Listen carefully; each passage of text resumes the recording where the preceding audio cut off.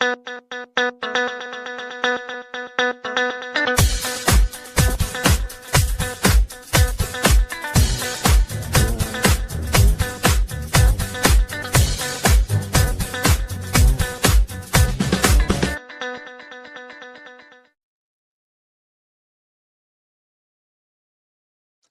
is up, everybody? It's Dr. Vibe here, host and producer of the award-winning Dr. Vibe Show, the home of Epic Conversations. And I'm the host of Epic Conversations, 2018 Innovation Award winner, 2020 Best Podcast News Award winner, given out by the Canadian Ethnic Media Association. Also co-host and co-host the only online show in the world for dads, fathers, and male caregivers that's sponsored by Dove Men Plus Care. And as always, I'd like to say you're blessed, highly favored. Let me just adjust the camera a bit. All right. Blessed, highly favored, a magnet for miracles, and a solution for someone's problem.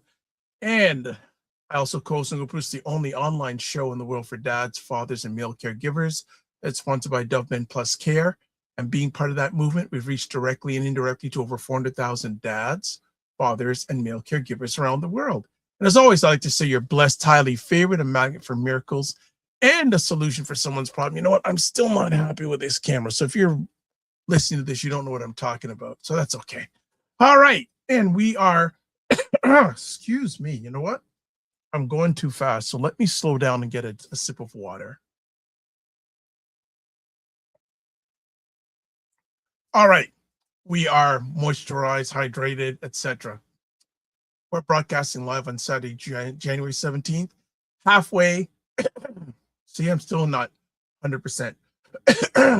Okay, halfway more now in the second half of the first month of January, and it's Primetime Saturday with Aisha and LaLa. Now, LaLa is not with us today. She's not feeling well. We also reached out to Dr. Tati. She's not feeling well. So I know a number of people this winter have been fighting health challenges, but we do have the foundational person of this show. LaLa is not here, but Aisha is here. What is going on? We had a midday burst of snow. Oh, we woke up to snow, just like light flurries, like a little dusting, and then about 1:30 or so, it started to pick up and stick, and it stopped so far, but it's supposed to snow overnight into tomorrow afternoon. yeah, we got a little bit of light snow this morning around 11:30 here in Toronto. Nothing compared to what we got on Thursday. Now, Thursday was a whole different vibe. Thursday, we got hit with about 20 inches. Oh, wow. You guys didn't get any? No, we got just rain, and we got the cold. Thursday was actually nice. Yesterday was cold. We got the cold yesterday. The cold front came down yesterday. So we went from maybe 48, 49 on Thursday to 22 yesterday. Ooh. So we've gone the opposite. We were really cold and we've gone up.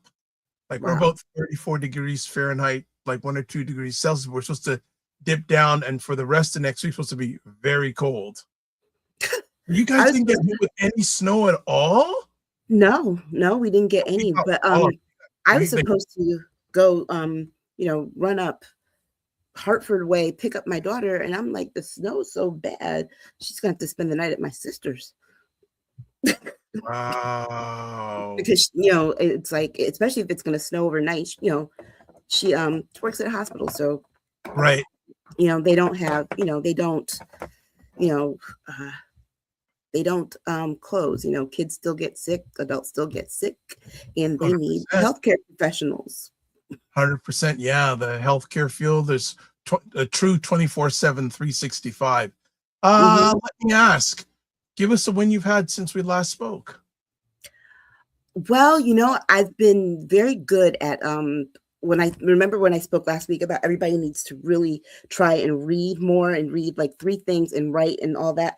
I've been very good this week of doing that every day, and just fantastic. Yeah. And there's something else that I started doing too, and I think I mentioned this last week, but I think it's something I did when I was a child. We did talk about this last week, but I've gone back to reading the dictionary.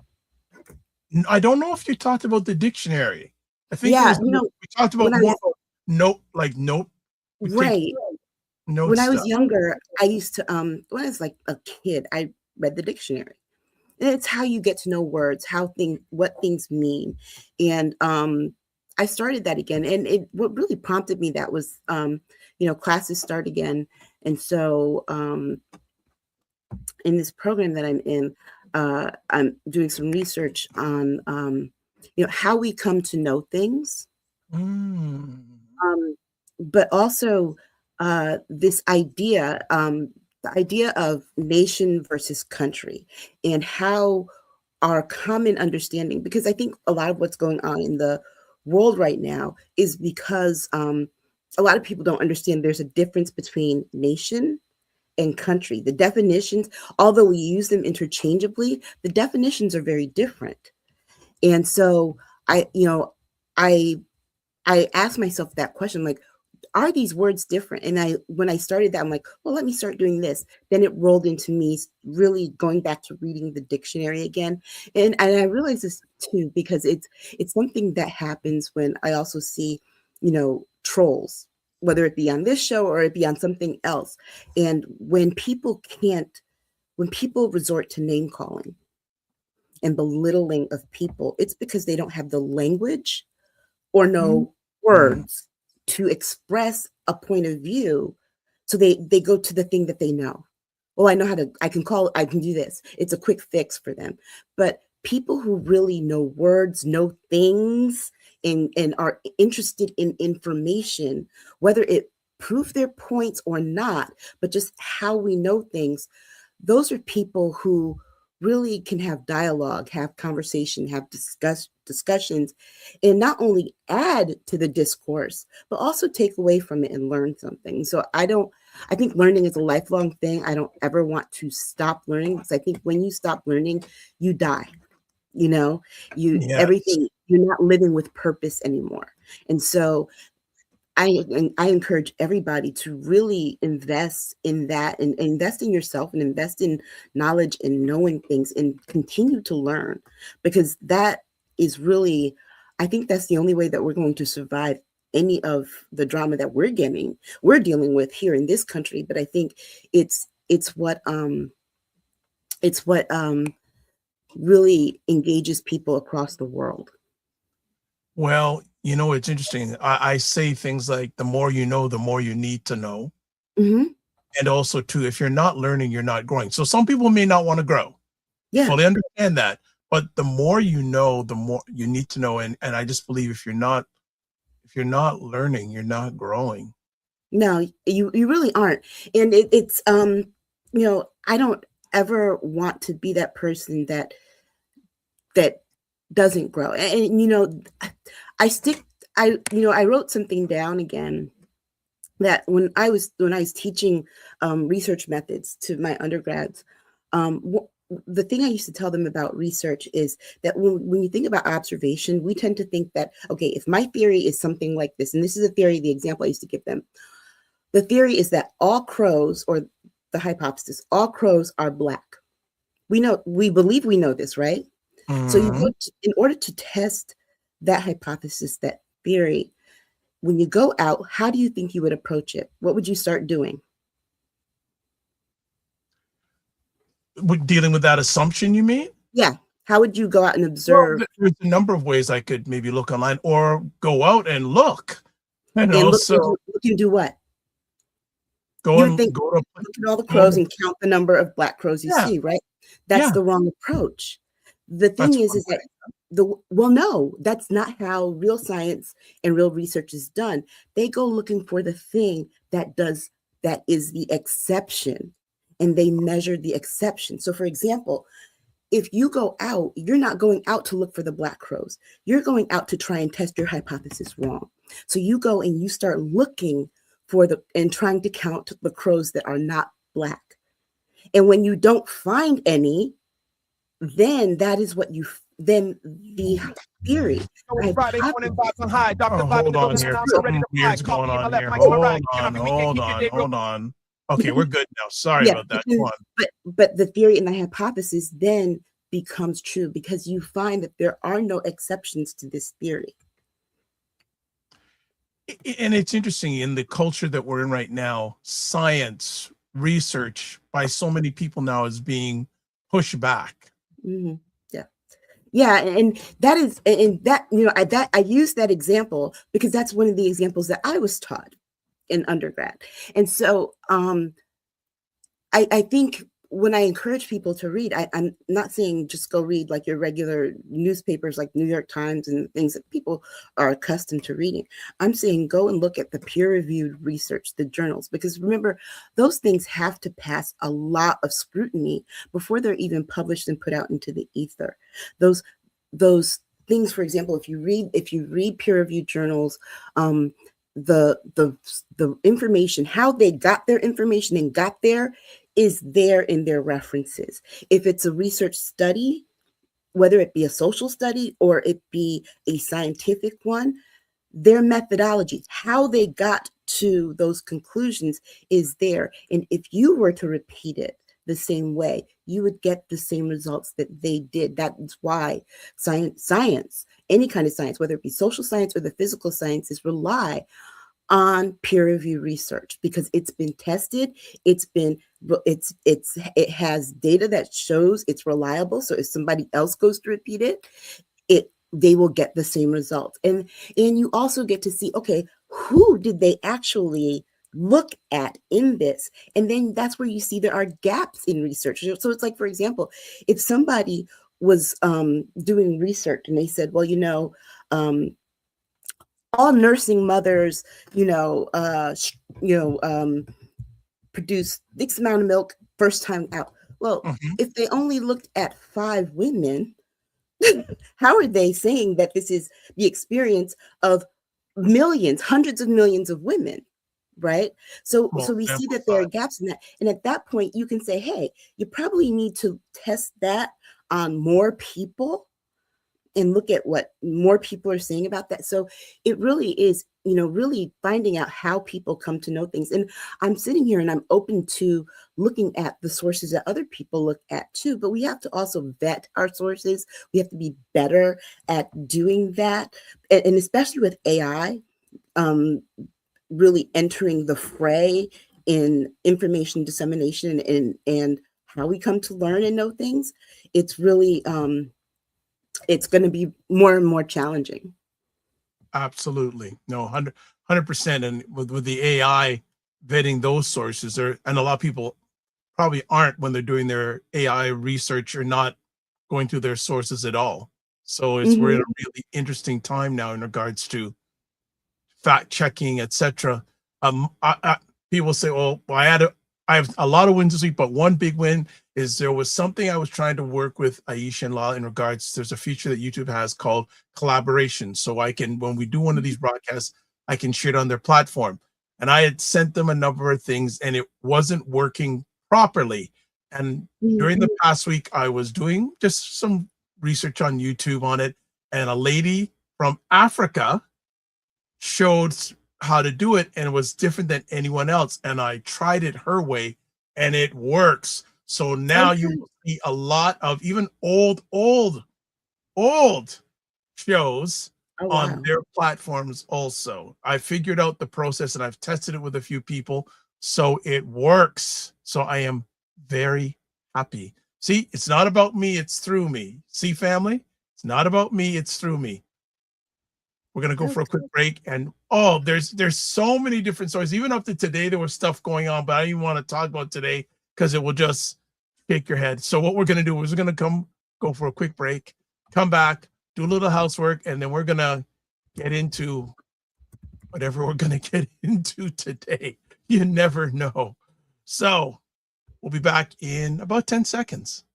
You are watching Primetime Saturday with Aisha and LaLa, where Aisha K. Staggers and LaLa Key try to make sense of the nonsense in American news and politics. I was gonna play something else, but I thought after I just talked about it, well, try to make sense of the nonsense going on. I thought it'd be apropos. All right, girlfriends chat with Aisha, LaLa, and Jules. Did you guys meet this week at all? We have not done one yet. We haven't decided. We have to decide on a time to record because now I have an in-person class on our usual time. So Well, even then, so and this is the plan still to go to YouTube. Yes. Okay. So even then, a lot of this, some of these I'll be able to share on their channel if they want to get there. But those are the links from Patreon days, the Substack days. There's also a Primetime store link. We have to add more. We do have to add more stuff. LaLa and I are going to have to get together and have a chat Yeah. when she's feeling better.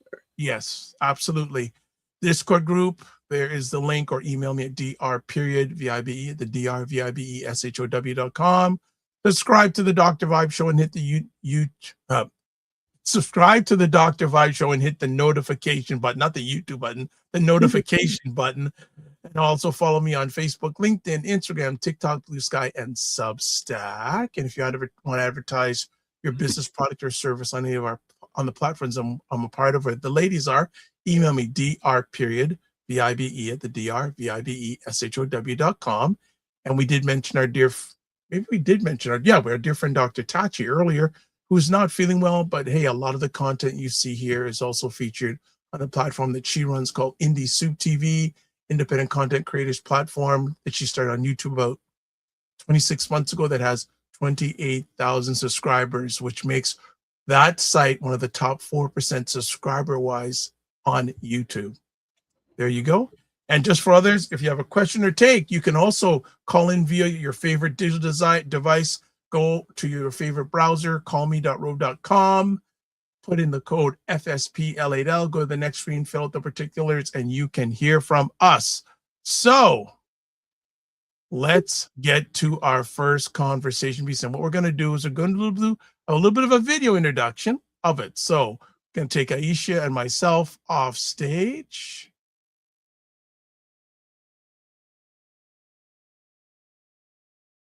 Did you know Minnesota just saw the largest immigration enforcement operation in its history?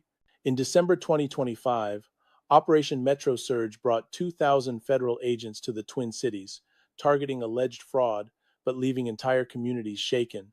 Homes were raided, some residents were arrested by mistake, and tragic incidents unfolded, including the fatal shooting of Renee Good, a U.S. citizen, by an ICE agent. Another man was shot during a traffic stop, and reports of racial profiling and wrongful detention spread fear, especially among Somali and Latino families. Many parents kept their kids home from school. Businesses lost up to 80% of their revenue, and people avoided hospitals out of fear. In response, local leaders and organizations pushed back. The ACLU of Minnesota and the state's attorney general filed lawsuits, arguing the operation violated constitutional rights and targeted people based on race or religion. A federal judge even stepped in, restricting agents from detaining peaceful protesters without cause.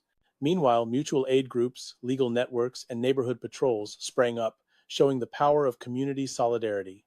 But the political fallout grew, with state and city officials condemning the operation as excessive and the Department of Justice launching investigations into their opposition. Through all this, one thing is clear: knowing your rights is more important than ever. If you or someone you know is affected by immigration enforcement, connect with local legal aid and advocacy groups. Stay informed, support your neighbors, and remember your rights matter. All right, our first conversation piece: ICE in Minnesota, immigration enforcement, rights, and community impact. Aisha, what you say? Now, this is why I'm looking at how we know things. What we're seeing before us is a rewriting of history in real time, right? It being told we didn't see what we know we saw. It's escalated again since yesterday, now that the Department of Justice is launching investigations into the governor and mayor, saying that they are obstructing federal officers from doing their job, giving press conferences and telling people if they're going to protest to stay peaceful is not obstructing federal agents from doing their job. Okay, what obstructing federal agents from doing their job looked like? It looked like George Wallace standing in the doors of the building at the campus of University of Alabama in 1963 with his National Guard to prevent the desegregation of that school, by one of the people being the late sister-in-law of former AG Eric Holder. Okay, so we're talking about Vivian Malone, and we're talking about those, that right there was obstruction. You know what Kennedy had to do? Kennedy had to federalize the Alabama National Guard in order for them to do something, because he was trying to prevent the integration of that school that the courts said had to take place. What we're seeing here, here's the thing. It's kind of illogical to expect people who are the victims of state violence to be silent and to not protest that, to just accept it. It's that violence like that is not okay. And these are not, yes, these are, you know what, these are targeted missions, like Christy Nome said, but the targets are everybody. And it's everybody because guess what? You know who they think the bad people are? If you do not worship, and I said this on social media, if you do not worship at the foot of Trump and MAGA, then you are considered one of the bad ones. There's no more this distinction between crime, actual physical crimes that people are victims of, and the crime, quote unquote, crime of not voting for Donald Trump. And this is why we are here. I mean, even my own state is under the threat, threatening to cut some funding February 1st, $2 billion worth of funding. My state puts in way more than that into the federal government. And here we are in this taxation without representation kind of thing going on right now, right? So I think that this issue of immigration enforcement, and let's be very clear, Minnesota has what, 1% of the total amount of undocumented people in their state, but they have more than 25% of ICE agents nationwide there right now. Make it make sense. Well, some of the other developments I heard is, did Stephen Miller say this week that ICE agents are immune from any sort of prosecution for any of their acts? I think, and that's why my senator, Richard Blumenthal, has introduced legislation in the Senate that would allow for people to sue ICE for the physical harm that they're causing. We're seeing assaults. I mean, you know, the most disturbing thing to me that should have told anyone with any moral compass, any heart, to tell these people, hey, pull back, stop, you're being too aggressive, was a 6-month. Their family was coming back from a basketball game. They were trying to avoid the protest. They ended up driving there, trying to back up and turn and go a different direction. And they let off a flashbang, causing the airbags in the car, this family with 6 children in the car, to explode, and tear gas to get in, that a 6-month-old baby ingested.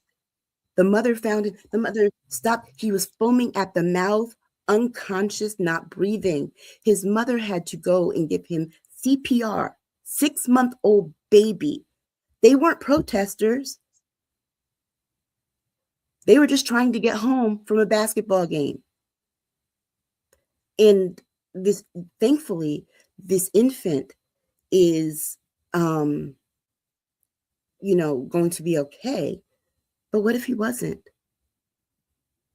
What if he wasn't? I mean, that child is younger than Trump's second term in office. Trump's been in office almost a year. That child hasn't even lived a full year yet. And this is the damage. A disabled woman on her way to the doctor, they wouldn't take her to a doctor until she lost consciousness after they detained her. So these kinds of things are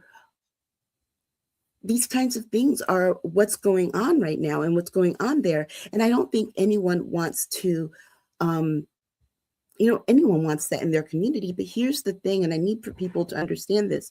Even his own people, even if you support him, if you think he is not going to come for you, they're coming. They are coming. Because here's the thing, once they get rid of the rest of us, there's only going to be the red hats left. Anyone who wants power like that doesn't care if you support them or not. Because here's the thing, if he really cared, are your rents going down? Your mortgages, your can you get a mortgage? Can your kids, your adult children, afford to have apartments on their own? How's your health care? The subsidies expired. I know people's premiums went up. And the cost of groceries is still high. And what do they tell you? Oh, one piece of chicken, one piece of broccoli, a corn tortilla, and something else for $3. Eat that. But guess what? I'm building a ballroom that went from $200 million to now $400 million. And it's insane. I heard something recently that was quite interesting, a perspective from a commentator. Mm-hmm. All this is going down in Minnesota. What social movement from a few years ago started because of an incident in Minnesota? Well, the one after George Floyd, and you can't deny that's part of this. But here's the other part of it too. This is not about fraud. Like people have said, if it was about fraud, they'd send accountants, not ICE, right? And the person that has done this fraud thing, they've already been arrested and charged. And back in 2020 when he was president the first time. So are you saying that you didn't do your job the first time? I don't get this. But here's the thing. Because Kamala Harris chose Tim Walz as her running mate, you're going after his state. He's not running again. Why are you still there? But beyond that, I have a theory, and I haven't tested it yet, but I plan to, right? I don't think it has anything to do even with the race. It has to do with the fact that Tim Walz was the person who started calling them weird. And you know what a thin-skinned, little, tiny man doesn't like? They can dish it, but they can't take it. They don't like to be called names. Period. He didn't like being called weird. Well, guess what? He is weird. Because to me, it's weird that you won't release the Epstein files if you're completely innocent and you're not in them. That's weird. You know what's weird? Telling people that your cost of groceries is going down. Let me tell you something. I went to the grocery store the other day and I bought things so my daughter can take lunch to work, right? Just sandwiches, carrot sticks, and she likes to make wraps, things like that, right? I spent $115. And I was like, yeah, it was just 2 little bags of groceries. I'm like, it was $115. So don't tell me that the prices of groceries are going down. That was just for her lunch for a week, okay? That I didn't include anything for breakfast. I literally just went to buy those few things. I still have to buy groceries for the rest of life. But that was like, that to me is, it's, if you're willing to sit, it's, if you can be like, okay, you know what, fine. Yeah, I'm going to pay more on groceries. Yeah, my healthcare premium's going up. And you still are, in our comments attacking us for telling you the truth, in other people's comments for attacking them telling the truth. If you still support him, then it's not about the cost of things. It's not about anything else other than he hates the people you hate, and you're okay with that, and that makes you feel good. But here's what I want to know. Complaining about all these people coming and taking your jobs. Well, guess what? The jobs report shows that Americans are losing their jobs still. And most of them were people who worked in government. Those were American citizens who lost their jobs. How about that? Let's talk about that. So this whole thing, it's it's really dangerous. It's going to grow. Minnesota is just the first state to really have this. They're going to see how this rolls out. But I also think that Democrats, on the other hand, also need to bear some weight in all this too, because they're starting to get mealy-mouthed on this issue. The fact that Chuck Schumer and Hakeem Jeffries are saying, "Oh, don't run on abolish ICE because well, you know what? People need to run on what's working in their area." How dare you tell the people who are the representatives of Minnesota not to run on something that right now is terrorizing their state? Right? It's absurd. But the other argument is that you can tie that to affordability, because if all their efforts are focused on this, none of their efforts are focused on bringing down the costs. Instead of the money that they're spending on these bonuses, here's the thing. Guess what? Your kids have student loans. Your kid might not be able to go to college because you can't afford it. But guess what? Those ICE agents, not only are they getting $150,000 salaries, they're getting $50,000 bonuses. They're getting their student loans repaid. They've got cars. They're getting brand new cars. They're getting all kinds of monetary incentives. But you still can't afford your rent. You still can't afford to go to the doctor. You still can't afford to eat just a regular meal. And they tell you, eat. Anybody that has ever raised a teenager, especially if you have a teenage boy, one piece of chicken, one piece of broccoli, they're telling you, here, this is what you can eat for $3 and shut up. We don't want to hear anything about it. I want to get back to this whole situation, and okay, let's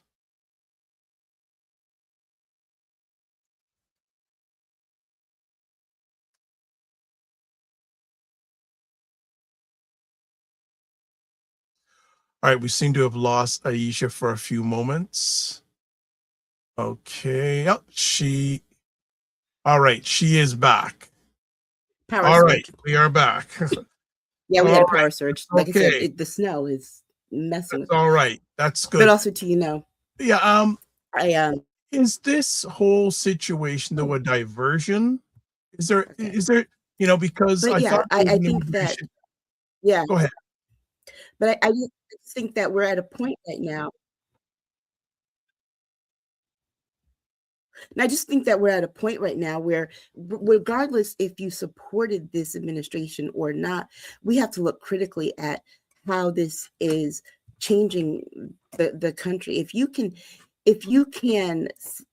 be okay with this, what does that say about your moral character? Yeah. Well, I just people only care about money. They don't care as long as they're getting ahead economically. Everything else is a waste size. Goes sideways.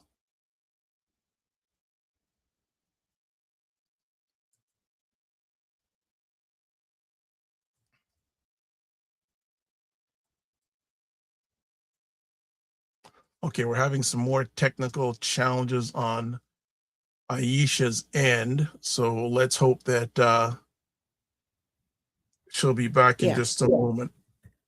Okay, you're back. Yeah, I don't know what's going on. We had the Verizon Power thing. We've been having issues with Verizon service since Thursday. Mm-hmm. But I have my Okay, phone at the ready you're still here. You're still with Yeah. us. But yeah, so like this, what needs to what do you see for the future of this situation?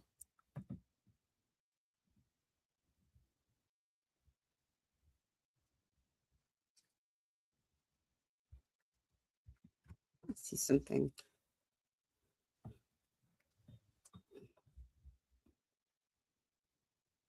Okay, can you hear me? I can't hear you.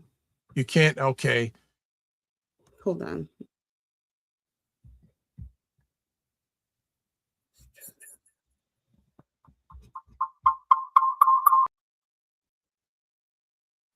All right, let's now. I think Aisha's gone to her phone. Her phone seems to be the most reliable thing. Yeah, yeah. Okay. But All basically, we're at a point where, if you're okay with this, it says more about your moral character than it does anything else. And you know what? I accept those people for who they are. That's just who they are. That is just what they like, what they want. And you know, this is who we are as a country. Then we can't if we're going to have people who can be okay with this, we can't sit here and say, oh, this isn't America. Yeah, it is. This is who we are. This is who we are. Because there are people who are okay with that. And they're okay with what it looks like to other people around the world. This is not playing good around the world. And let's not forget that, in this whole push for Greenland and everything, what makes you think they would want to be part of a country that is invading its own states? Got you. Who would want to be part of that? And not only that, but the threats and the bullying there are no different than the threats and the bullying here. Why would anyone want to be? Would you want to be ruled by someone who's coming and saying, give it to us, give us your land and your people, or else? Why would people want to willfully become that and then become a part of that democracy? Because they're also seeing that democracy clearly isn't working for the citizens. So, I mean, I just think that we're at a point where it really is a breakthrough point for us in this country. But I also think that it's also some of the same. And I don't have very many hopes for change, but I do know this. We always want more for our kids than we have for ourselves. Look at your kids right now, especially if you have kids in their early 20s. They're not getting more than we are getting or than we had. They're not. I mean, when I was my daughter's age, I had my own apartment. I could afford to have my own apartment by myself and pay for the rent by myself. I went and looked at an apartment the other day that was having a leasing special. The with my daughter, the apartment, $3,000 a month. And then they ask for kids, they ask for people to make 3.5 times the amount of rent per month in order to even qualify. So that is roughly what, $1,100? Who makes what 23-year-old, fresh out of college, fresh out of grad school, really just in the workforce, makes $11,000 a month? So yeah, bitch and complain about all the social stuff all you want, and be happy that he's doing this. Oh, suck it to those immigrants. But guess what? Your kids still can't afford to get their own apartment, start their own families, start their own lives. What did it get you? A participation trophy like he got the other day with the Nobel Prize? So Jen Myers is in the house saying a like. So good to have you here, Jen. I had some keeping some watching and comments. So comment here says that's not who we are, and we don't want them coming here and stealing billions of taxpayers' dollars. That's American abuse. And the same person says, on top of that, they don't contribute anything. They're on all kinds of assistance and aid, and they're thieves, and they hate America and don't need to be here and do not sympathize. And those are the comments of someone who doesn't read. Because remember, we started this conversation about research and reading and vetting your sources. Guess what? You don't have to even read. You don't even have to read you don't have to go to any quote unquote liberal media. You don't even have to watch your news. You can literally go to the department websites, the Office of Budget and Management websites, and look at, you can pull the budgets for every department, and they have to tell you where the money goes, where it comes from, who it's going to.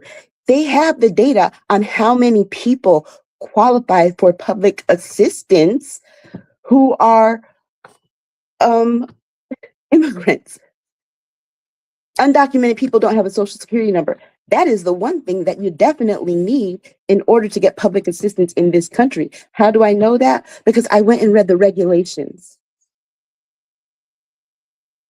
So, the question, I guess the fact that they asked was they were inquisitive on one hand, but on the other hand, just spilled out a bunch of drivel that makes no sense and is not true. Because here we go. This is about what I said before about how misinformation and disinformation spreads. If someone tells me that, you know what? I've heard that before. Because somebody has said that, guess what I went and did? I went and found out the truth. I went to go look. And if someone tells you that and you readily believe it, then you're just not a curious person. Because I want to know things. And I'm not being judgmental. I'm just saying, hey, before I go and share this and spit this out to people because I was told, I have to do two things. I have to, one, make sure it's actually true. And then also ask myself, if I'm reading the truth, but I would rather believe the lie, why do I want to believe the lie? Okay. Some more comments that we have here. Someone saying you are offering support if you are supporting 47 and his billionaire friends who are fascists and what's happening now, if it's not stopped, is going to destroy America. Be careful. Autocrats are evil. Well, you know what though? Here's the thing. It's also about how this goes back to the misinformation that we're fed in this country. Do you know what all this stuff that we're going through right now is really a lot of the stuff that also happened right before the start of the Civil War?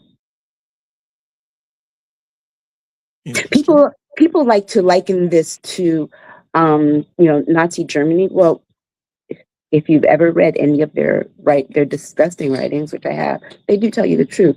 They were inspired by America and America's system of segregation and racial segregation and Jim Crow.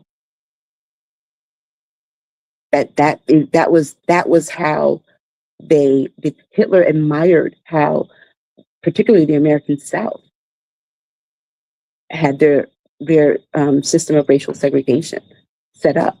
Because remember, that stuff predates the Third Reich. Okay. So when we say, "Oh, that's not who we are," yeah, it is.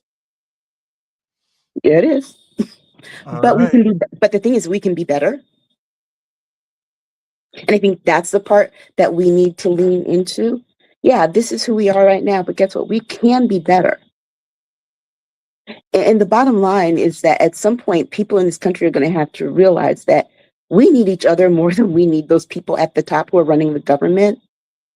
Because you look at this administration right now in particular, it is filled with more billionaires and millionaires than there are in your local community. There are more billionaires and millionaires in the administration than are probably in your local community. And here's the thing: if Kristi Noem is going to do this ICE thing, does she need $172 million jet to do it? You're okay with that? All right, let's go to some more comments. Fast and Furious. Hey everyone. Sorry I'm late. Jen, no problem. You're there every show, so don't worry about that. Dr. Tachi says most of these, quote, people, unquote, don't have critical thinking skills. So I'm not expecting much from people who make comments like what you just put up. Jason Walker, Jamaica, haven't heard from you. Says undocumented people cannot get benefits. Thank you. Another comment here: knowledge can lead to understanding. Person who is supposedly from Canada says your country's already gone. Dr. Ted says absolutely to what you're saying, Aisha, and also saying it's exactly who the U.S. is. We can be better is the desire there to be better. Right. And see, and here's the thing. I want people to understand this and get this really clear and be very, I want to be very clear about this. We're never going back to the 1950s. Get that thought out of your head. It's not happening. And you can't do it by force, because guess what? The generations that remember that time, there are more people alive now who do not remember that. And you're not going to be able to take away the rights that they do have, that they've known. That is just it. They're trying to by force. They're trying to by force. And you know what? I guess there are a lot of us who know what this is about. This is about the fear, the browning of America. We know this. We know we're getting closer to that point. Like I said before, Gen Alpha is majority minority already. Gen Z is the most diverse of the older ones. So we're at that point already. But I guess, fear, I guess, is what people are afraid of. Fear. Let me tell you something. Do you know, I talk to a lot of people of color. I talk to a lot of Black people. We don't care. We have no desire to return what was done to us. You know why? Mostly because we know how bad that was. We know nobody should go through that. It's common freaking sense. But more than anything, we don't care. We don't care. We just want to live our lives and be happy. And contrary to what so many on that side think, we wake up in the morning, we don't think about you. We go through our day, we have to interact, but it's not in our heads. The thought that I walk by or I talk to white people all the time in the store, whatever. I don't think, oh, I hate this. Why are they? That never occurs to my mind. It's just a person walking down the street. It's just a person at the store in the line behind me. I don't care. I just want to get my groceries and go home and cook dinner for the fam and sit and talk. When we're at home and we have conversations, guess what? We don't talk about you like that unless something like this happens and we're forced to. We do have conversations. There was a video I saw, and this young white woman, she was trying to explain. She's like, you don't understand. From early ages, they have to teach their babies that they could potentially become the victim of a hate crime. She's like, 4 and 5-year-olds are learning how to protect themselves in interactions so they don't become a victim of a hate crime. No child should have to do that. We don't plan on paying you back when the country, when the demographic shift does happen. Don't care. We just want to live, work, pay our bills, have a happy life, sit, kick back, get some rest on our days off. And that's it. We want to see our families grow up and be prosperous and healthy. That is it. We actually have more values and things in common, with the exception of that we don't. I wake up in the morning and the first thing I think is, okay, I'm up. Where's the puppy? I want to play with the puppy this morning. And that's the first thing I do every morning. That's it.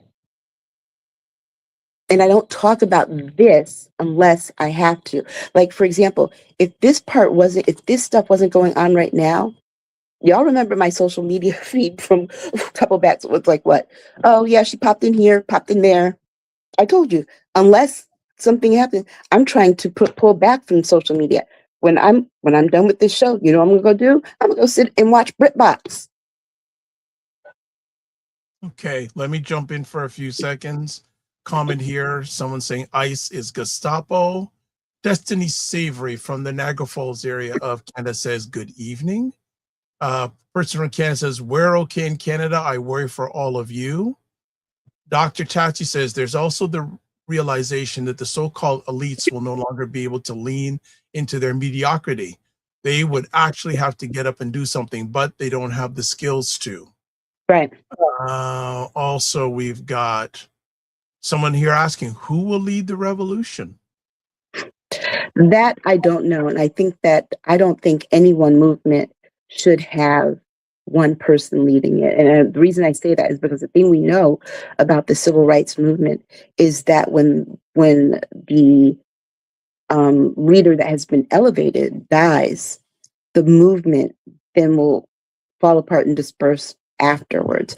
So I think this movement is going to have to be one that every person can become a leader.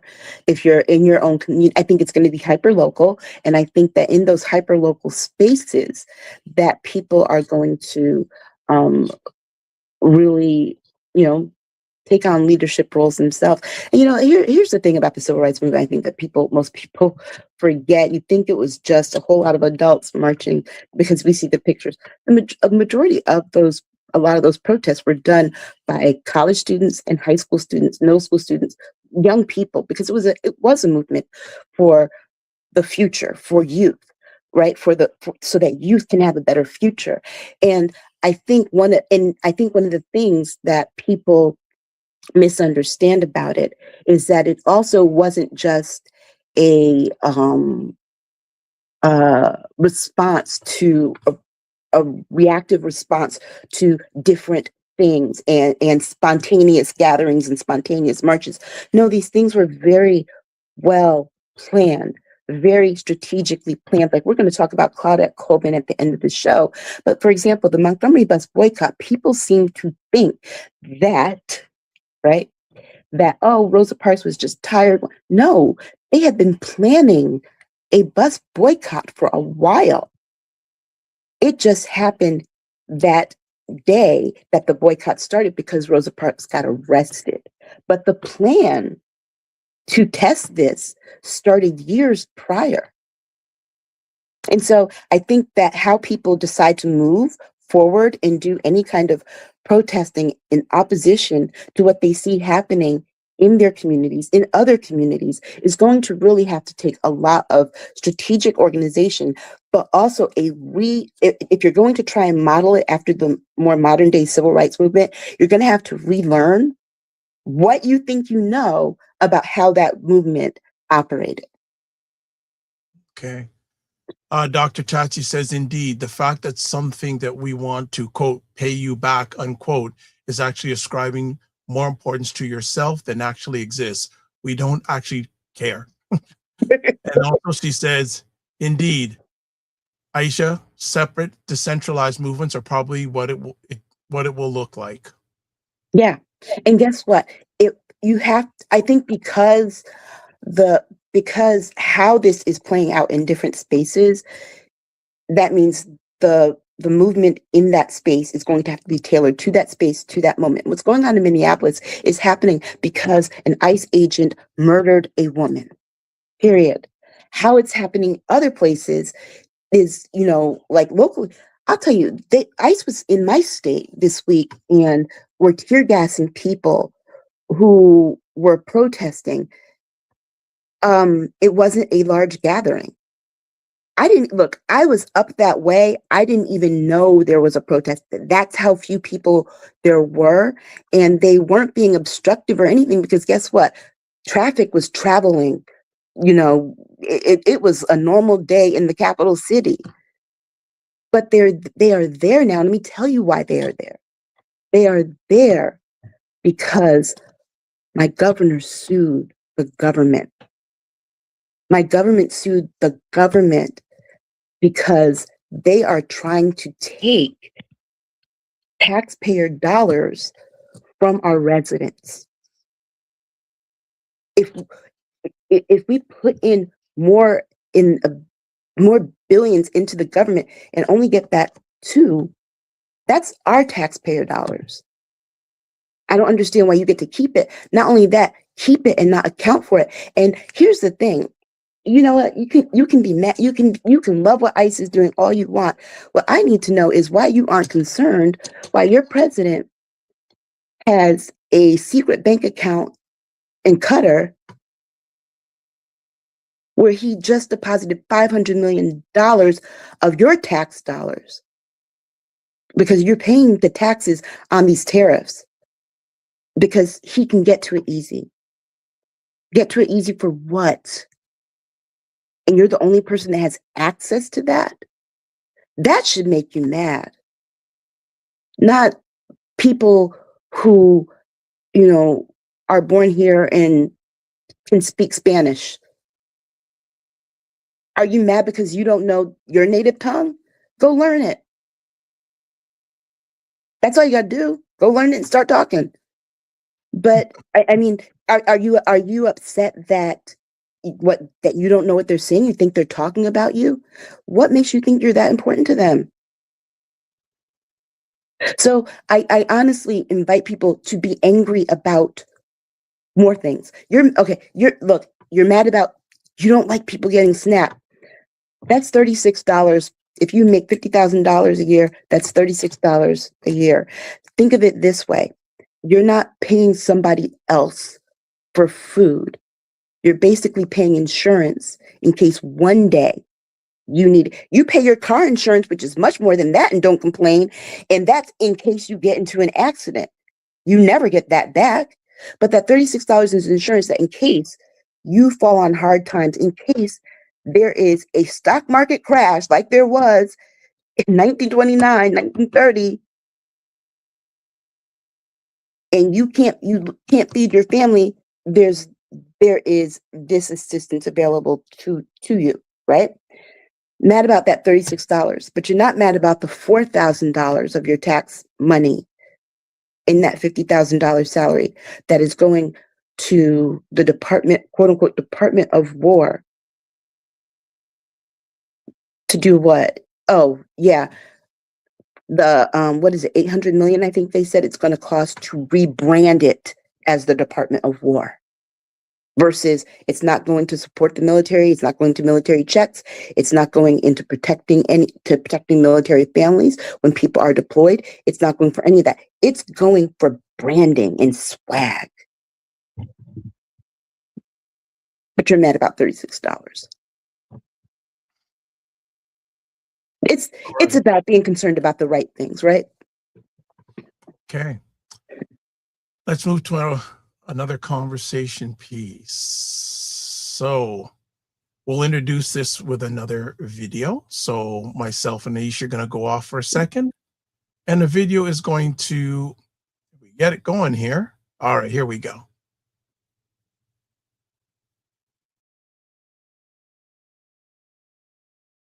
What if your healthcare costs could finally go down and you had more control over your coverage? That's the promise behind Trump's great healthcare plan, announced in January 2026. The plan aims to cut drug prices by making sure Americans pay no more than people in lower-cost countries, and it expands access to over-the-counter medicines. Instead of sending subsidies to insurance companies, the plan would put money directly into your health savings account, letting you shop for the insurance you want. It promises a 10 to 15% drop in ACA premiums and $36 billion in taxpayer savings. Insurers would have to publish clear, plain English comparisons of rates and coverage, while hospitals and providers must post their prices. There's also a new Trump RX platform for discounted prescriptions. Supporters say it puts money in your pocket, but critics warn about coverage gaps. All right. Can I tell you something? Plan. Can I tell you something? A lot of the things that were mentioned. Do you want to know what? Did you already know you had those? It's called the ACA. He's trying to rebrand the ACA and put his name on what was Barack Obama's signature achievement. Because the only thing that they don't mention in their plan is pre-existing conditions, which means a lot of Americans would be kicked off their insurance. That's the other thing, is that by doing that, it allows for insurance companies to kick people off. If anyone who's old enough to remember the HMO PPO disaster of the 90s, that's what they're trying to go back to. And this thing about, we were going to lower ACA premiums. Well, guess what did that? The subsidies. So basically, you're going to do it by doing what? You know how they would have to do that? By doing subsidies, the ones that they let expire, and putting money into your health savings account so that you can pay the insurance companies directly. It's a one-time $2,000 payment, period, flat off. I read the plan. So, the concept of the plan. So, that it's a one-time $2,000 payment, not recurring. So you're not going to get it every month, and you're not going to get it yearly. You're going to get it once. That's it. And when you spend that $2,000, that's it. Period. So I don't know about any of you out there. I know I have one prescription that's $2,300 a month, and without insurance, I'd still have to pay $300 for it, but I wouldn't be able, but that and other medications, I take several medications per day. I wouldn't be able to afford to even live with all those medications, having to pay all those. Probably my medications probably run about probably $8,000 a month. Now, even if they drop the cost, right? It's still a lot for a lot of people, plus the insurance premium. Because the thing is that even if you can get insurance, the premium, nobody, put it this way, $2,000 wouldn't even cover the premiums for a year for a family of 4. Not when they're paying $500 a month for insurance coverage, and that's through an employer healthcare plan. In 4 months, they'll be done with that. So what happens the other 8 months of the year? So again, the devil's in the details. You have to go and read these things for yourself. And look, and here's the thing. I looked at what the things that the bullet points, because that's basically what they are, that they listed there, side by side by what the ACA in its form prior to the expiration of the subsidies did. Folks, there wasn't much of a difference. The only difference was that one-time $2,000 payment.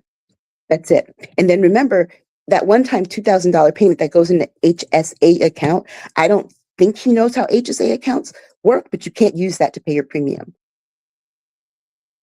That's for things like medications and medical supplies, like if you need a walker or like surgical stockings, those kinds of things. Yeah. So you still have to pay your premiums anyway. In addition to, most people don't ever, like, I had a medical ACA account for a while at one point in time. And I decided I didn't need it because I think this was like when I was younger, because I never used it. The things that I could get with that, I never tapped into. If I paid my, to pay copays, could I pay copays with it? Sure. But I had an employer that had a 100% match. So I did not have a copay at the doctor for regular checkups. So if I have permission to interrupt, so let me understand what 47 proposed really doesn't differ than the Obamacare that his party wants to not approve? Correct. With the exception of it doesn't cover, ACA will cover pre-existing conditions. So for example, if you're a family of 4 and you have a child with diabetes and you have to go and you go to next year annual enrollment, sign up for your health care, they will not cover that child because the child has a precondition of juvenile diabetes. This is the PPO HMO complex that we got out of in the 90s, which is why people wanted the ACA, because especially back then, you could not get covered with pre-existing conditions. Not only could you not get coverage, but for example, some insurance companies would say, okay, you can enroll in your job's healthcare plan, fine, but we will not cover those pre-existing conditions. So say you have asthma, you get a new job at that point and you sign up for your healthcare coverage for, your job. Well, it's not going to cover your asthma medication because you had asthma before you signed up for the healthcare plan.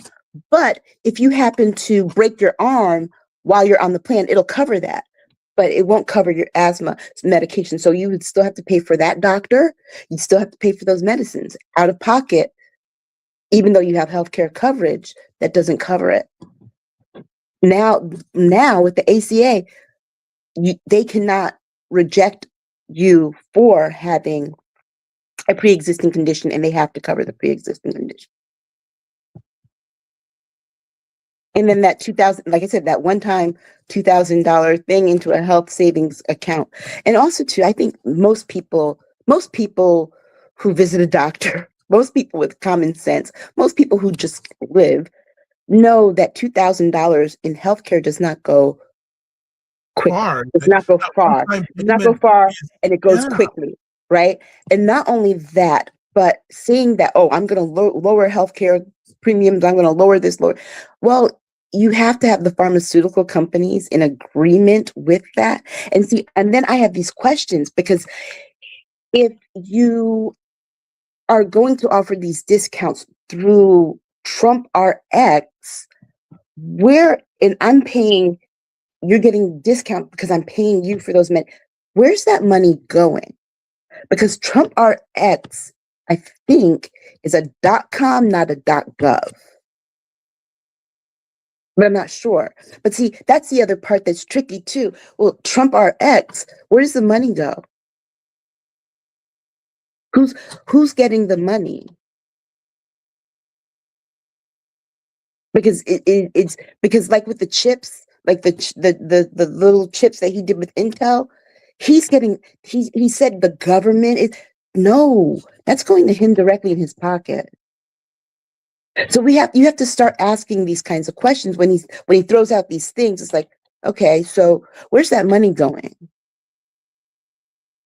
If that's the money that's going to the government, can we see this? Because all these billions and billions and trillions of dollars that are coming in, then we should not be in debt. And so this healthcare plan, like everything else, is not a plan at all. It's when you see those people on the street with the cards, and they're mixing the cards and tell you which one's the queen. That's what this is. And he's doing this, but guess what? There's no queen. From what I've read and heard, it doesn't sound like it's going to get very far. No. And here's the thing. Unless he does an executive order, like, and it sounds like 47 hardly goes to Congress for anything anyways. Yeah. And here's the thing. It's just really hard when people get used to something, particularly especially the pre-existing condition thing,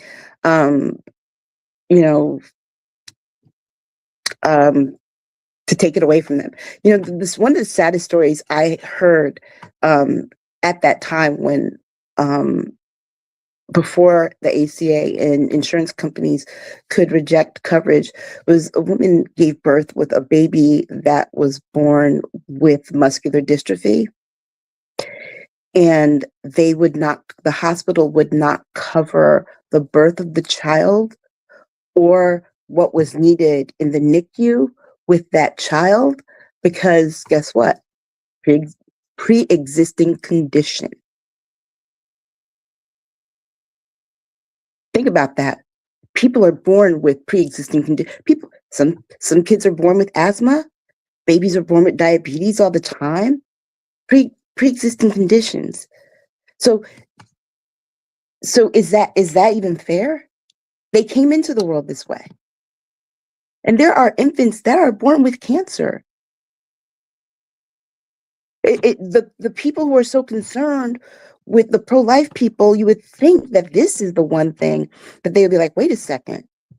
Nah, pre-existing condition, that's a right to life, right?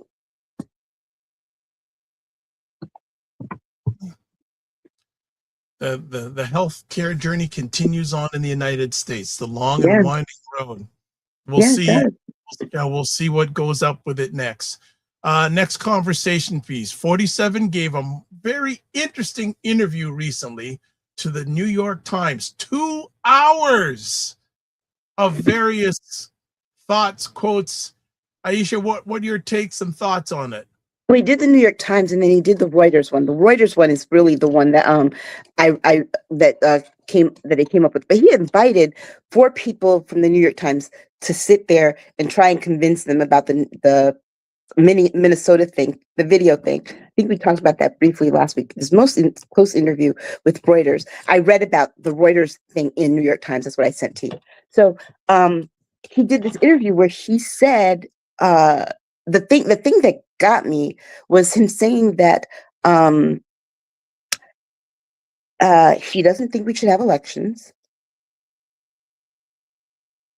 That, you know, and the logic was because, you know, it's a very what did he say it was? It was a very kind of mind trip thing that you could lose control of Congress. Well, that's how it happens. He said we shouldn't even have the midterms. People listen to that.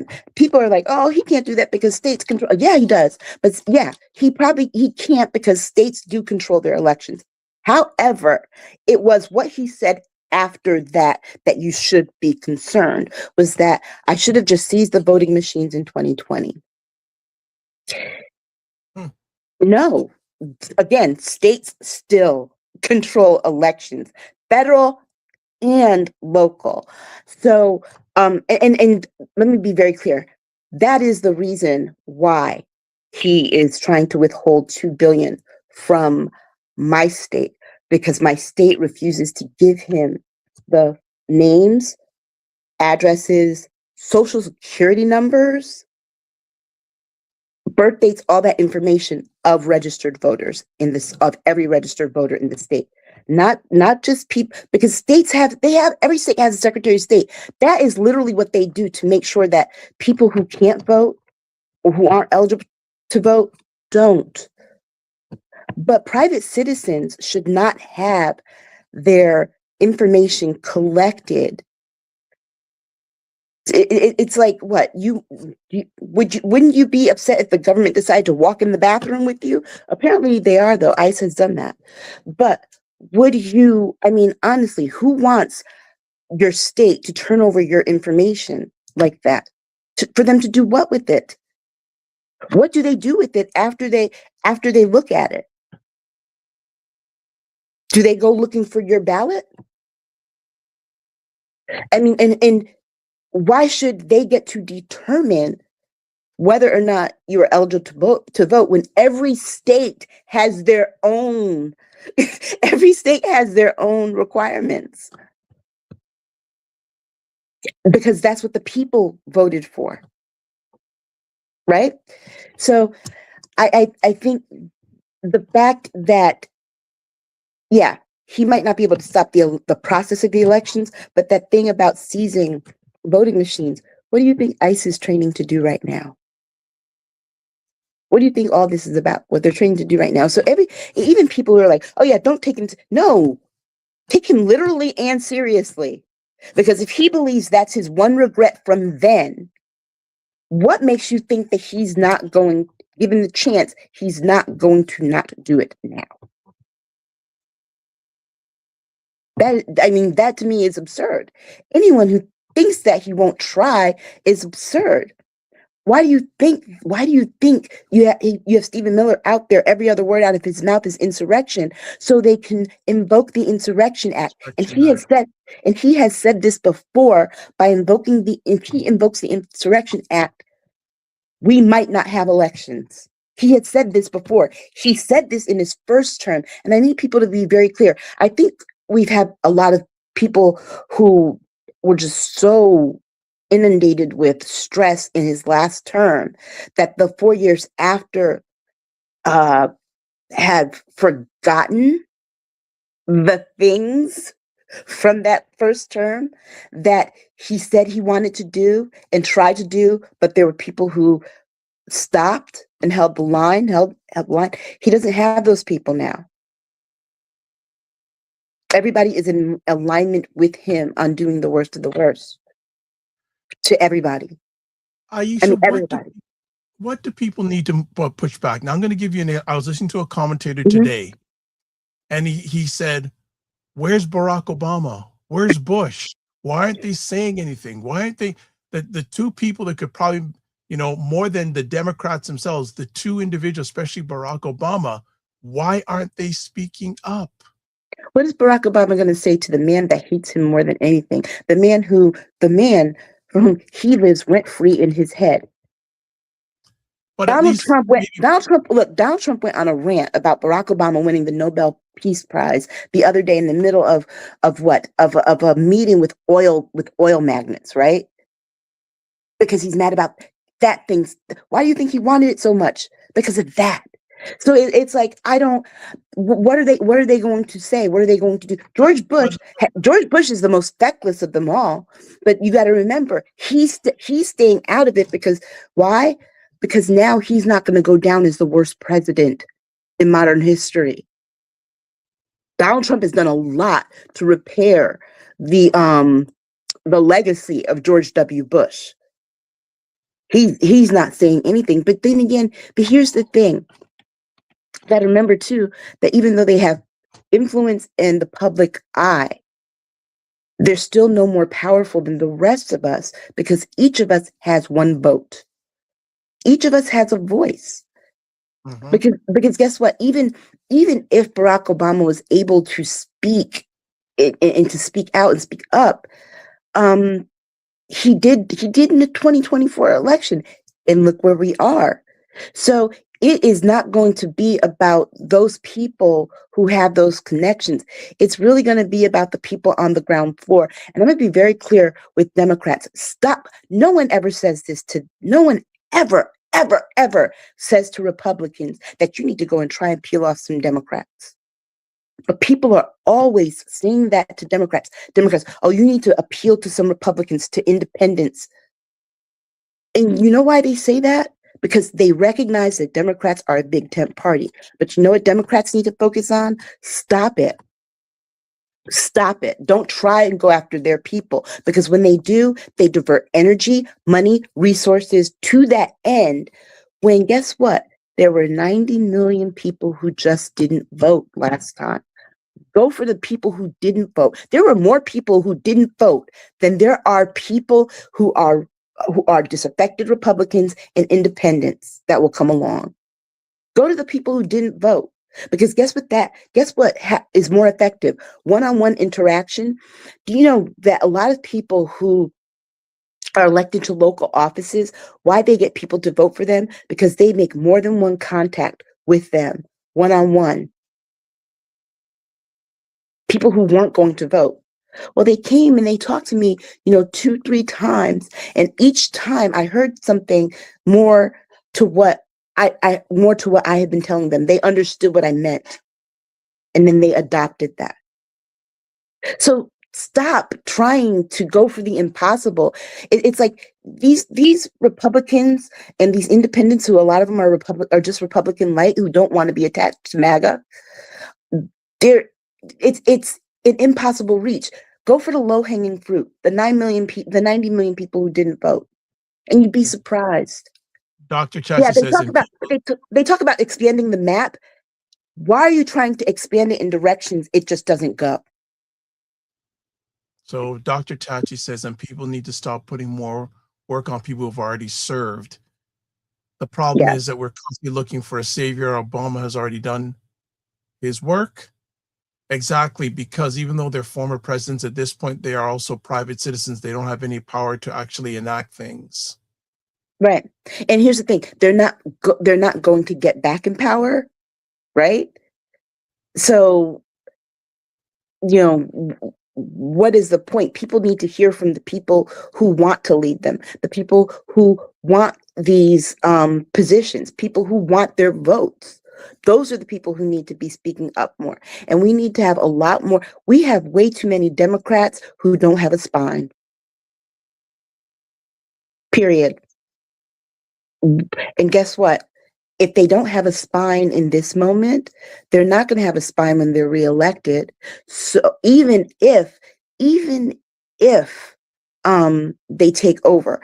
I forgot who it was, what it was I was listening to, but somebody had said that even now they're pulling back on, they're thinking about making a deal on ICE if they just stop wearing the masks and wear body cameras, and yeah, we'll fund. No, don't fund them to do this work. Maybe they shouldn't have been giving $50,000 bonuses. Maybe if they shouldn't have approved, what is it, a $2 million renovation of a building. And most of that renovation money, because I read the report today, most of that renovation money is for window hangings and furniture for the director's office. Maybe they shouldn't have invested $172 million in 1 or 2 planes, 2 jets. They don't need more money. They mismanaged the money that they already had and tried to borrow more from the Department of Defense. That's why I'm telling you, you need to read these OMB reports, read these budget item things. Look, the language is challenging if you're not used to it, but go read those things. The numbers do not lie. Line item, dollar amount. Line item, dollar amount. Those things do not lie. They're already mismanaging the money. So why give them more and then say, okay, we're going to let you do your thing and terrorize people. You just can't wear masks and you have to wear body cameras. Oh, and yeah, give them more training. Give them more training. Well, the officer that killed Renee Good was a 10-year veteran. It only took, and like someone pointed out, it only took him one, in that he hadn't been doing that kind of stuff before. It only took him 1 year to go to the dark side. So there's no amount of training that's going to undo that. If we're not at this place, not training, it's deprogramming. And and how do we know this? It's like anyone who has any job, right? Any person who has any job, 47 days of training for that kind of job, but you're on a 90-day, when you get a job, you're on a 90-day probationary period. Your probationary period at work is longer than their training.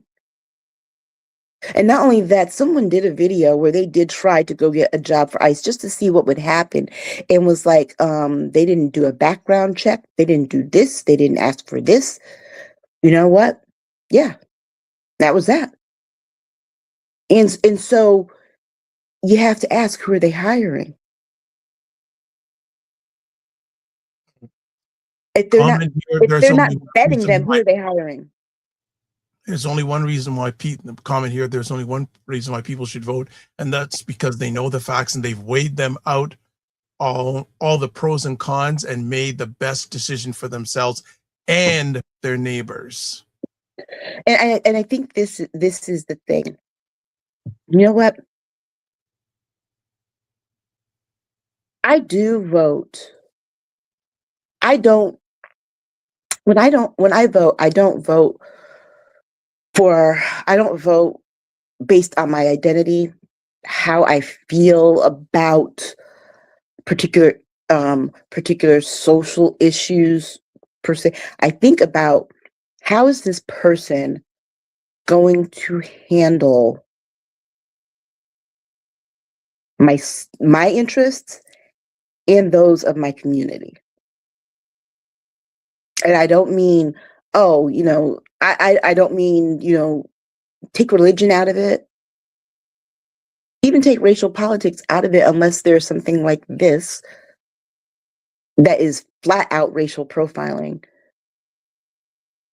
I don't want to vote for someone who has never had to work a real job, who never had to really sit there especially back in old school days, and watch their parents with the checkbook out trying to pay the bills and make sure there's enough money to stretch out out to the next paycheck.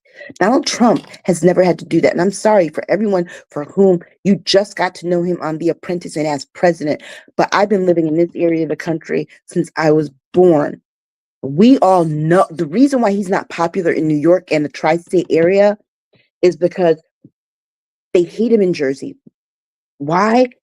He basically, especially Atlantic City, he basically tanked. Atlantic City was just as popular, almost just as popular as Las Vegas at one point.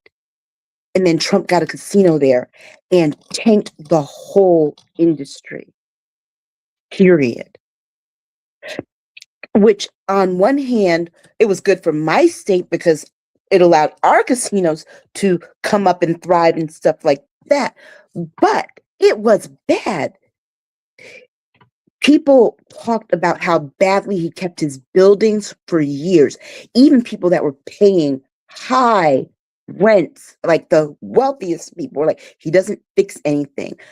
So this is not someone who he doesn't understand your struggle financially at all, which is why he's off doing all the things but helping you with your money situation. Okay? He doesn't understand that. He doesn't like it. Do you know what? You know what he used to say about people, like the people that vote for him? He used to think you all were trash. Period. He said those things about people like you, people in the rural areas. And he thought you were trash. You don't believe me? Go back and read all those New York Times articles, interviews, and stuff from 1980s to the early 90s. Period. Donald Trump was always spilling something out of his mouth like verbal diarrhea that was really just trash talking the very kind of people that vote for him now.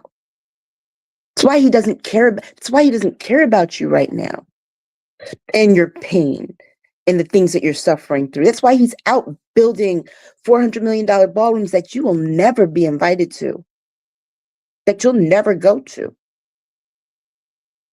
And that is just the person that he is. So to expect that someone like that would, know what the cost of eggs cost.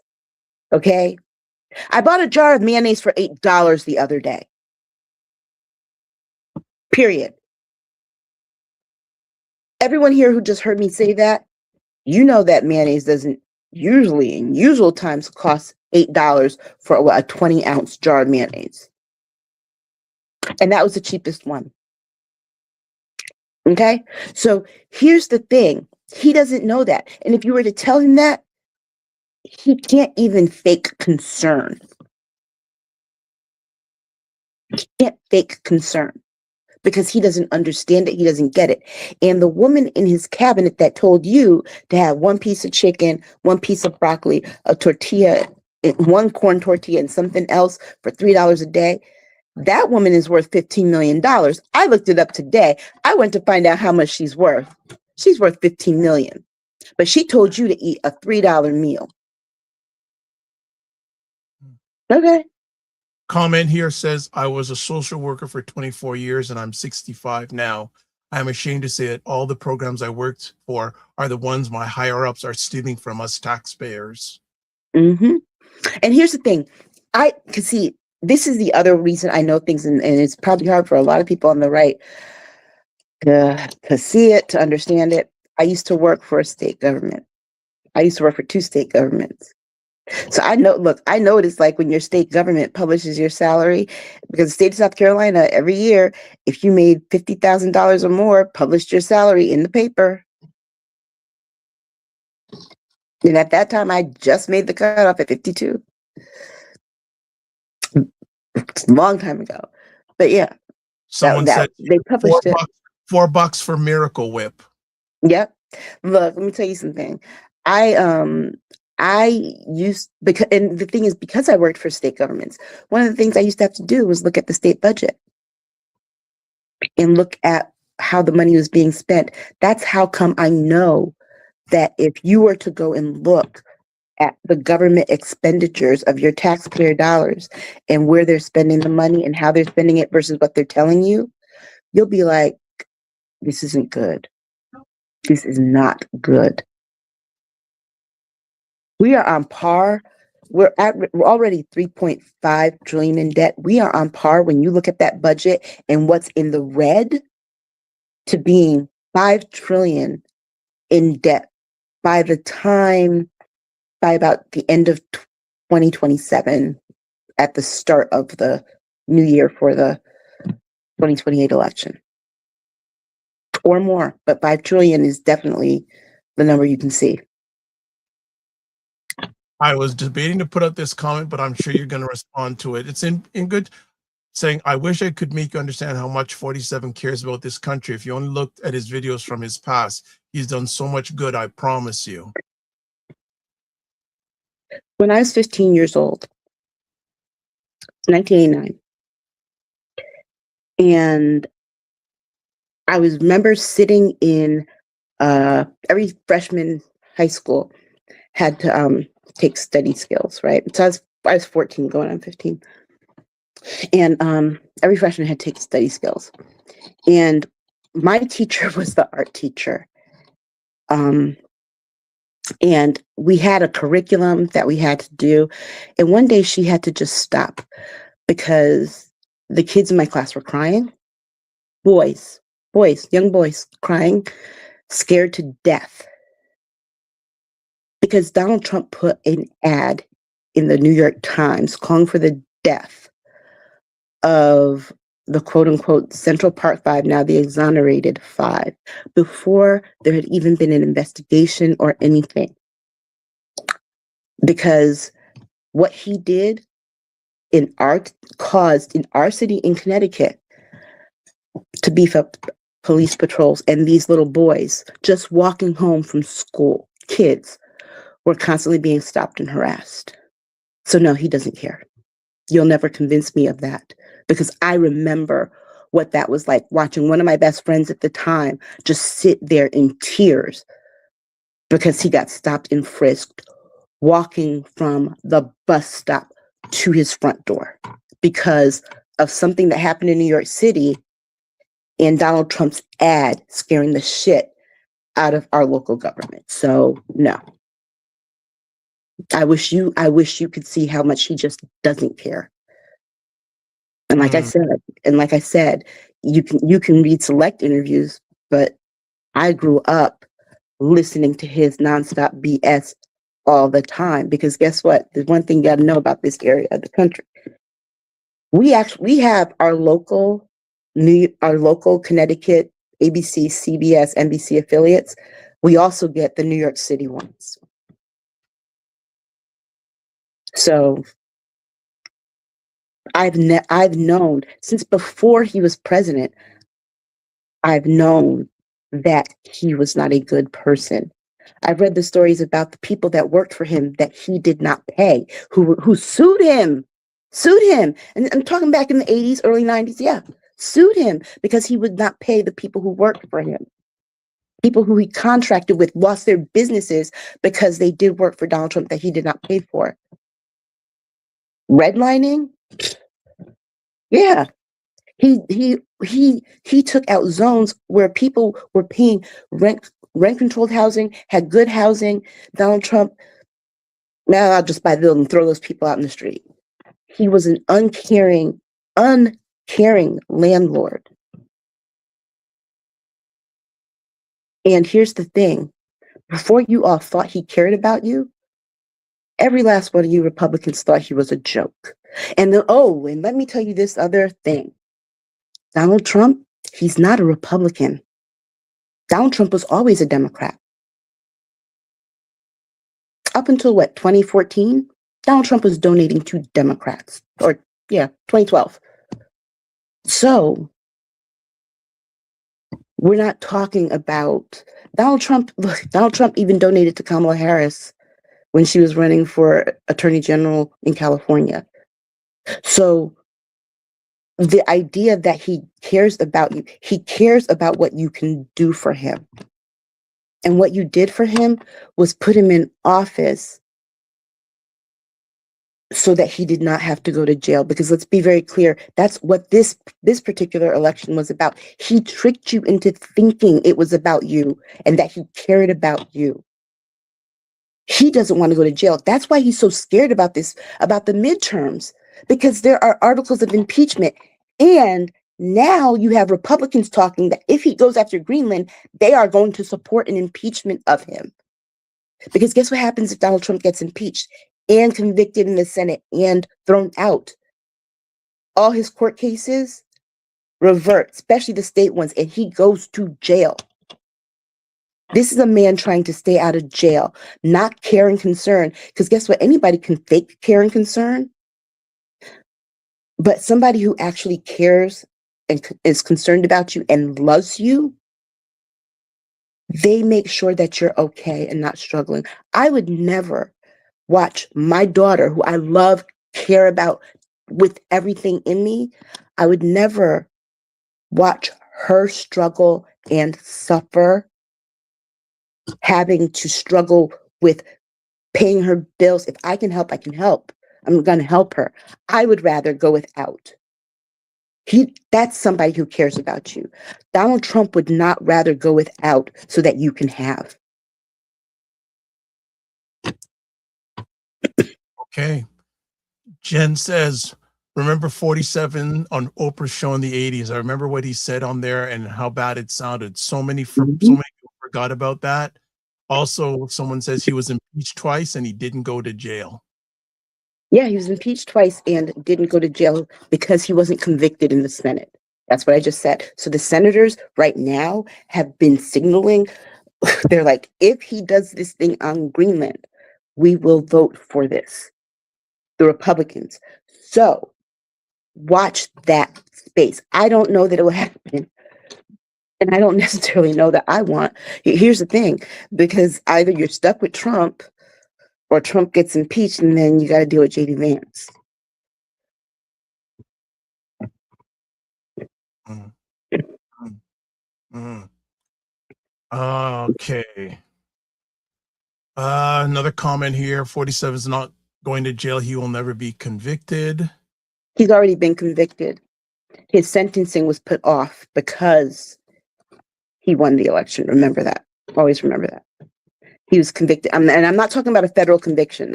Forget all that, because the bottom line is that if a Republican wins or whatever, and I'm sure he might do it himself, is that he will pardon himself on the federal charges. It's not the federal ones you need to look at, it's the state ones. And with the stuff that's going on now with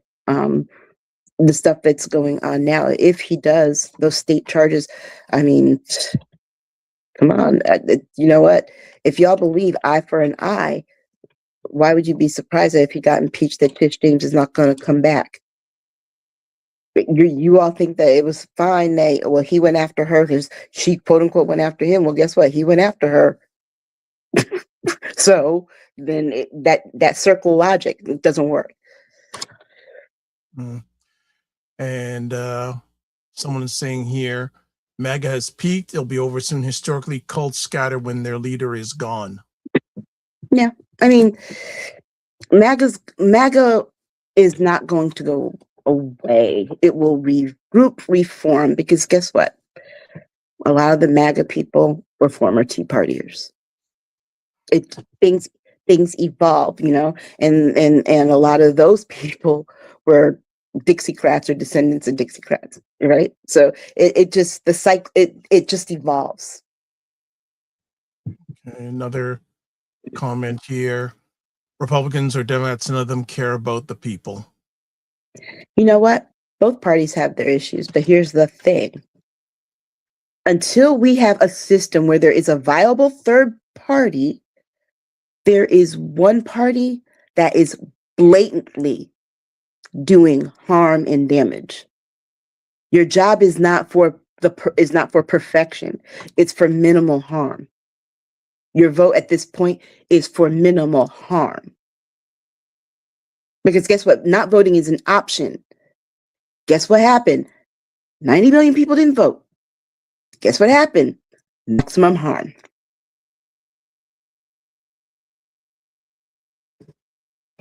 Okay, I think it's time we move to another conversation Yeah. topic. All right, we've exhausted life, so we're going to go to another conversation topic. And again, we'll introduce it with a short little video. And Breaking news. The FBI has searched the Virginia home of Washington Post reporter Hannah Natanson, seizing her personal electronics as part of an investigation into a Pentagon contractor accused of mishandling classified material. Authorities stress that Natanson is not the target, but the raid was carried out under national security concerns at the Pentagon's request. This move follows recent changes in Justice Department policy, which now allow law enforcement to search journalists' records in leak investigations, reversing previous protections. Press freedom groups and the Washington Post have condemned the raid, warning it could chill investigative journalism and threaten the First Amendment. This case highlights the growing tension between government secrecy and the public's right to know, raising urgent questions about the future of press independence in America.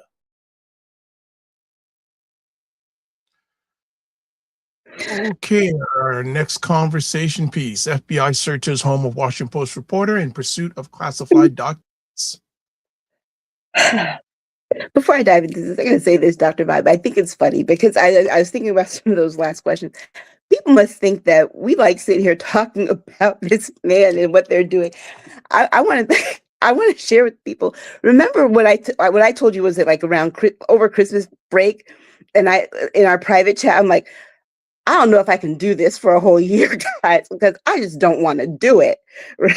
That was my conversation. I'm like, I just don't want to do it. And if there wasn't so much craziness, and if there wasn't so much, pants on fire, hair on fire stuff, we wouldn't be here. But this is the very thing that we're talking about. Now, this is one of those things that is very much like Nazi Germany and all fascist nations. It is taking control and seizing control of the press. And I need for people to understand that. When they do that, first of all, the reporter didn't do anything wrong, right? So let's get that part off the bat. But when they take over or try to control the press, remember in the First Amendment, it talks about the right to free speech and free press, freedom of religion. They hold each other up, okay? So if he takes down one, this right to a free press, the other two will collapse with it, which is your right to free speech and your freedom of religion, the right to worship any way that you want, okay? And the reason why I say this is important, and why I think we have to talk about this. One, it's beyond just this one journalist, right?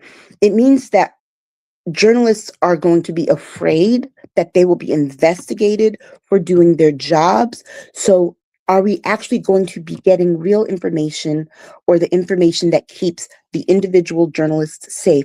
I think it's pretty pathetic that Jeff Bezos was so cowardly to not come out and support that reporter, and he's feeling it across the room. The Washington Post, I'm hearing and reading that the other journalists aren't very happy with the fact that they don't feel protected at their job. But guess what? Also, too, in normal times, like this happened once at the New York Times, there would have been a mass exodus also of those people. There was a mass exodus at Washington Post a while back, if people forget, the first time that Jeff Bezos tried to put his finger on the scale. And that was remember, that was when they decided that they weren't going to go with their endorsement. And he pulled it because he was trying to cozy up to Donald Trump. So there's that part. But the part for me is that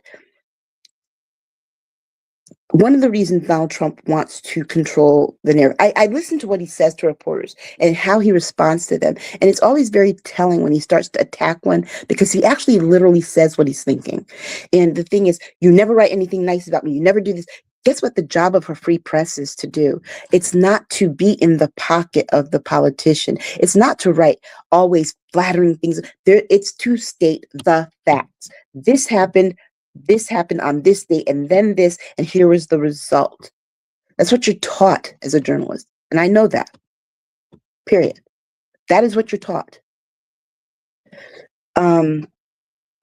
An op-ed is different, but reported journalism, it's just who, where, what, when, why, how.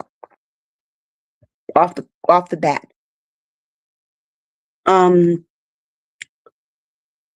But the point is that when he says, you never say anything nice about me. Donald Trump thinks it should be, and he said this, that he thinks it should be against the law for anyone to say anything bad about him. That's not how this thing works. The same way some of these people up here who are trolls are enjoying their free speech to call me the N-word up in the comments. If Donald Trump takes away free speech, y'all have the right to say that.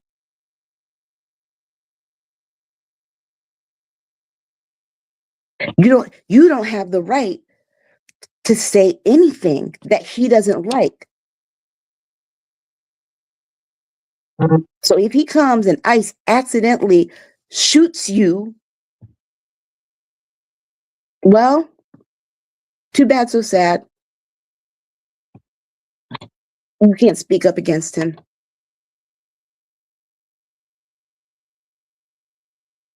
Free speech for some and not for others, right? Mm-hmm. It's free speech as long as it's good about me. If it's not good about me, it's not free speech. Free speech for me and not for thee. And Dr. Vibe, my battery's gonna run out soon. Okay, all right. Well, we gotta make it really quick. Then I just got the little buzz alert. It's like Yeah, I heard a buzz there. I'm going, okay, so let's move to a last conversation piece. Civil rights icon Claudette Colvin has died. Claudette Colvin was she was the first woman to be arrested for not giving her seat upon the bus before Rosa Parks. And I think a lot of people's misunderstanding is that, well, the reason, because she was supposed to be the test case. And so the people are like, well, the reason that they changed it was because, it had to do with colorism. It had to do with the fact that she got pregnant as a teen. Well, at the time they were doing that, she eventually did become pregnant as a young mother, teenager. But at the time that they were doing that, they weren't. And this is why I said people really need to relearn what they know about the civil rights movement. She was 15. Of course, they wanted to see if they would actually arrest a child. That was the test case. So, as these icons of that era, many of them are to the point where we're not going to have them around anymore.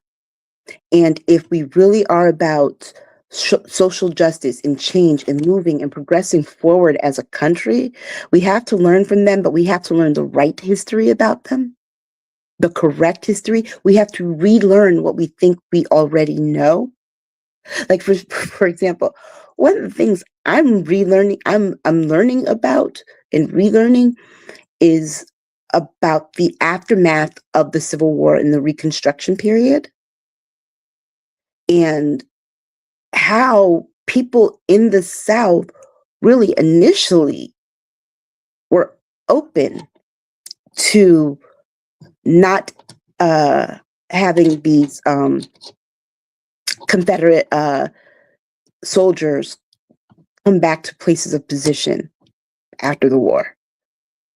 But that the wealthy people, the wealthy plantation owners, helped to rewrite the history of that and retrain people into thinking, oh, this was about our heritage.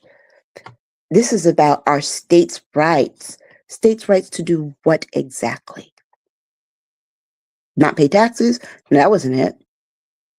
Not have a slave? That's it. So the rebranding of that era is literally how Reconstruction ended and we got to Jim Crow. I think we have to relearn what we know about our civil rights icons too. Guess what? A lot of them are flawed, and everybody is human.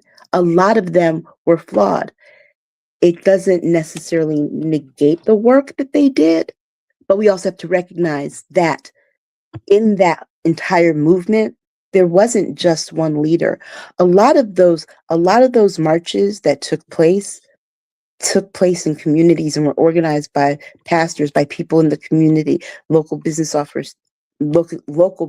owners, teachers, regular people who just saw injustice and said, I can't not do anything. Martin Luther King wasn't at every march. One of the things I loved about being at Fisk was that they kept newspaper clippings of every story of all the marches all around the South, all the school desegregation cases all around the South. So I would go up in those archives and read. I got to read about, just these different sit-ins and movements. Martin Luther King wasn't at all of them. Okay? There were ones that just sprung up that were just, we hear about the major ones, but we don't hear about the small ones. So, and I want people to understand there were thousands of little Ruby Bridges all across the South, integrating schools, meeting the same kinds of resistance and violence perpetrated toward them just for trying to go to school and learn. But we have to, again, be curious and want to know things. Back to what we talked about at the very beginning. We should want to know things, want to know more, want to learn more, want to rethink what we know.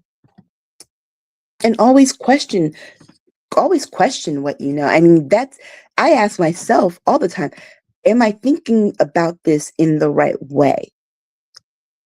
Let me look at it from a different perspective. If I turn this around this way. My mother says that's a characteristic of me being left-handed because I have to see the world differently in a world that's designed for right-handed people. In a house, I grew up in a house with 4 right-handed people. So I had to kind of turn things away, turn things the different way. And it's funny, I'll give you a perfect example. One day I was cooking, right? My mother comes and she turns the pot handle. I had the pot handle turned out. She turns the pot handle in. She's like, no, you got to turn the pot handle in. And I'm like, no, I turn the pot handle this way because I'm left-handed. And That's another reason why we get along. I'm left-handed too. And my mother, had to sit there and think to me, and she was like, I never thought that you had to navigate the world differently that way. Because that when you do things like that, it's deliberate because that's convenient for you. And then, you know what? I'll tell you something. I'm left-handed. My daughter's father's left-handed. We had a right-handed child. And when it was time to teach her how to write, the person I went to was my mother. How did you teach a left-handed child how to write when everybody else was right-handed? And she told me, well, you sit to her right and put your left hand over her right hand. And and I give this example because it made me have to realize that there are some things that I know because it's how I move in the world. But then there are other things that I can still learn from other people who don't navigate that, but who might have navigated it differently and had a different experience. That's it. Well, last comment. Someone says, I want my reparations. Okay. On that note, I think we've come to end. This has been quite the broadcast today. We got over technical difficulties. Even on my end, there were some challenges, but it's not how you start, it's how you finish. And sometimes you don't get good, you get done. So Yeah. love to say to people, thank you so much for watching live on the replay. As always, I want to thank Aisha and LaLa, who's not here, for their time. If you want to get a hold of LaLa, there's her information there, laurakey.net, her Etsy store, etsy.com/shop living the LaLa life. And then why don't we do it proper and bring Aisha K. Staggers on this, and there we go. Look, so unless I have to be on talking about these things, you can find me on Blue Sky.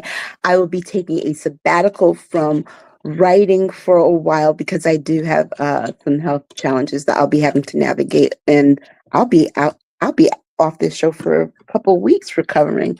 But yeah, you can find me on Blue Sky. I pop in. I also take a break because I just can't.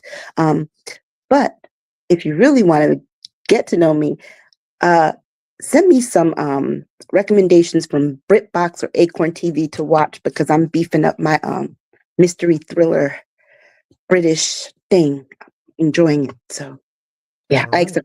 I accept all BritBox recommendations. All right, fantastic. Good to have you as always. And what we'll do here is myself and put Aisha off. If you want, put her out of the screen, not put her off, put her out of the screen. Thank you very much.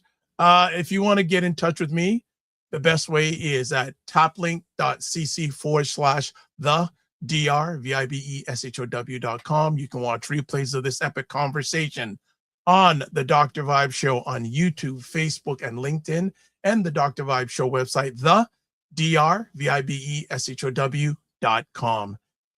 All right, let's call it a day. And we got some final comments here. Ryan, who was an intern who served with us early on in 2025, and I just want to put it out here. Ryan had asked me to provide a reference for him getting a job at a telecommunications organization, one of the top 3 in Canada. I'll be totally honest, Ryan, I did it late yesterday afternoon. It was outside the window. They asked you, but I called the person back, gave a recommendation, and he goes, another great episode. Technical difficulties, forget them. He got the job. So I am so happy about that. Jen, fabulous show. Dr. Tachi, great episode. Also, Dr. Tachi, hope you get better soon. So as always, got to do it this way. Live your life as a dream. If you can dream it, you can make it. Sometimes you have to get small to get stronger. Block assumptions, aim bigger, aim better, aim higher, aim wider. Love, faith, and respect. Don't just manage your time, manage your energy. Remember to give yourself grace. And if you're not making money, make history. Try to do both and always make it better. So we'll be back. Hopefully, Aisha will be with us and LaLa will be feeling better. And also a big shout out to Dr. Tachi and everyone else. Take care of yourselves. Don't just manage your time, manage your energy. Remember to give yourself grace. Be well. God bless. Peace be well. Keep the faith. Walk good.